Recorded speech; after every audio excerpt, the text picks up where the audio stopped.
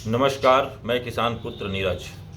उत्तर प्रदेश के अंदर अगर देखा जाए तो हमारे मुख्यमंत्री योगी आदित्यनाथ जी और शंकराचार्य अभिमुक्तेश्वरानंद जी के बीच बयानबाजियों का जो सिलसिला और विवाद जो है गहराता जा रहा है। इस दौरान यह देखा गया है कि उत्तर प्रदेश की सरकार किस पाले में जा रही है, यह समझ से बाहर की चीज़ है।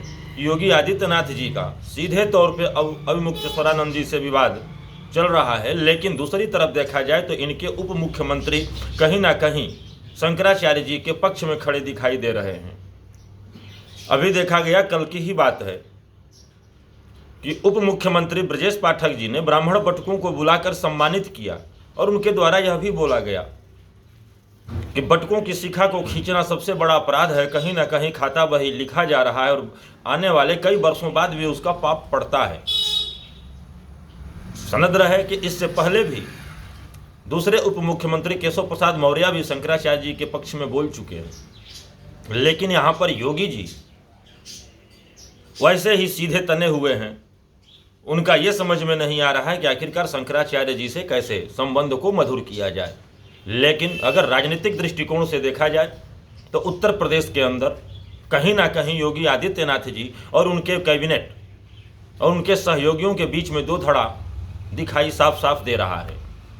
यह सब चीज़ें दिल्ली दरबार से नियंत्रित हो रही हैं कि योगी आदित्यनाथ जी को कमज़ोर करने के लिए उनको निर्देशित करके बयान दिलवाया जाता है और वह उसी पर स्टैंड करके रहें और उनके पीछे के जो लोग हैं उनको दूसरे राह से घुसाकर अभिमुक्तेश्वरानंद जी के फेवर में बोलवाने का काम किया जा रहा है। कहीं योगी आदित्यनाथ को वाकई निपटाने की तो पूरी तैयारी नहीं चल रही है कि 2027 चुनाव आते आते इनकी जनता के बीच में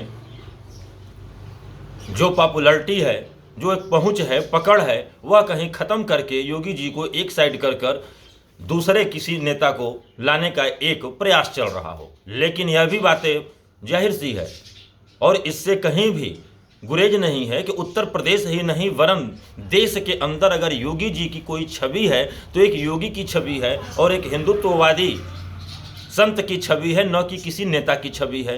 तो उनको किनारे कर कर अगर भाजपा यह चाह रही होगी कि हम दूसरे किसी नेता को उत्तर प्रदेश के अंदर बैठाएंगे। उत्तर प्रदेश देश का सबसे बड़ा प्रदेश है, 403 विधानसभा सीटें हैं और 80 लोकसभा सीटें हैं। यहीं से देश की राजनीति निर्धारित की जाती है। तो अगर इस पर योगी जी को हटाने की बात करते हैं तो कहीं ना कहीं भारतीय जनता पार्टी को इसका खामियाजा भुगतना पड़ेगा। क्या इस चीज़ से भारतीय जनता पार्टी का दिल्ली दरबार नहीं समझ रहा है?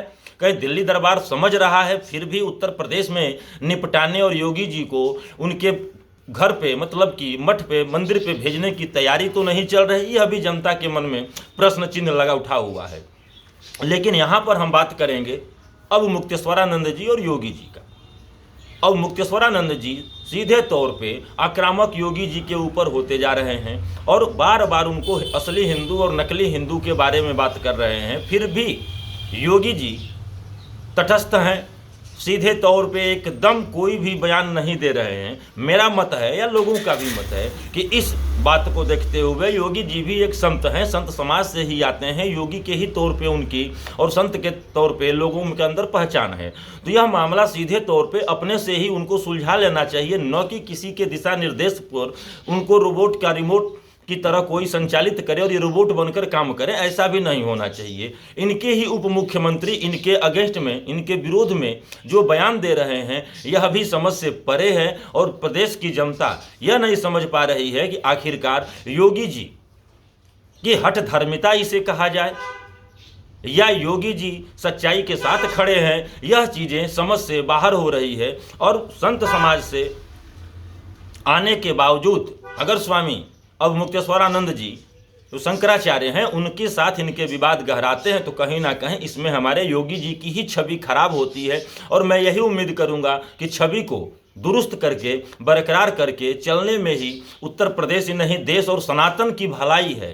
कोई भी संत समाज जो शंकराचार्य हमारे होते हैं वो धर्म ध्वजवाहक के तौर पे जाने जाते हैं। अगर उनकी ही बेइज्जती होती है, उनके साथ ही अगर ऐसी चीज़ें चलती है तो कहीं ना कहीं हमारे सनातन को भी नुकसान होता है। और सनातन का नुकसान करने की बजाय मेरा मानना यही है और शायद ही हर सनातनी का मानना यही होगा कि धर्म में राजनीति को नहीं लाना चाहिए और राजनीति अपने हिसाब से चलनी चाहिए और धर्म जनता के संरक्षण और देश के संरक्षण के लिए ही प्रचारित और प्रसारित किया जाना चाहिए। और इसमें राजनीतिक गतिविधियों का मेल जोल कहीं ना कहीं हमारे धर्म को भी एक नुकसान पहुंचाने का काम कर रहा है और आगे भी करता रहेगा। लेकिन उत्तर प्रदेश में भारतीय जनता पार्टी और उत्तर प्रदेश सरकार में सब कुछ स्थिति बेहतर है, यह भी गले से नीचे नहीं उतर पा रहा है। और एक साल लगभग चुनाव है उत्तर प्रदेश के अंदर, इस चुनाव के दौरान